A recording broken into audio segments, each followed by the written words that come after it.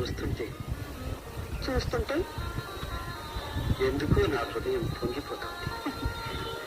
మీ హృదయానికి ఏం పనిలేదనుకుంటాను. కరెక్ట్.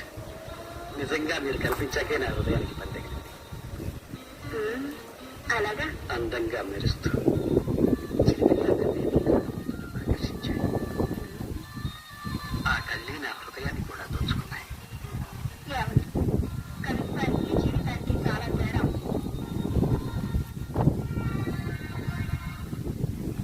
అదేంటి? అష్టైశ్వర్యాలతో తొలతోగుతున్న ధనవంతులు, సరిగా నిలువ నీడైనా లేని సామాన్యురాల్ని నేను.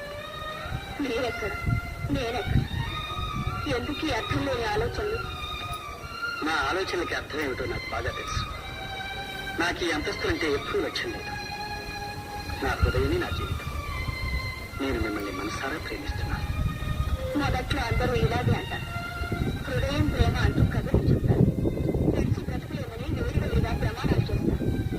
ఆ తర్వాత పెద్దల్ని పేరు ప్రతిష్టల్ని అడ్డం పెట్టుకుని చల్లగా తప్పుకుంటారు. ఏమండి, నన్ను అలాంటి వాళ్ళలోనే జమ కట్టేస్తున్నారు.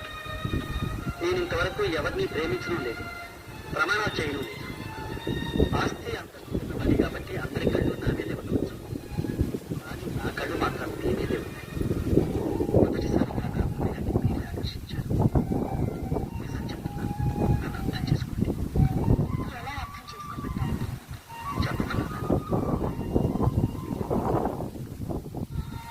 నా హృదయాన్ని మెల్లగా దగ్గరకు తీసుకుని ప్రేమగా లాలించి ఆశ చాలా ఉందే మీ హృదయానికి. అయ్యా శ్రీనివాసరావు గారు, అవతల చీకటి పడుతోంది. ఆలస్యంగా వెళితే కామాక్షమ్మ గారు మండిపడతారు. వస్తాను. అవును, శ్రీనివాసుడి దర్శనానికి వెళ్ళొచ్చిందానివి ప్రసాదమైన తీసుకురాలేదేమని కావచ్చు.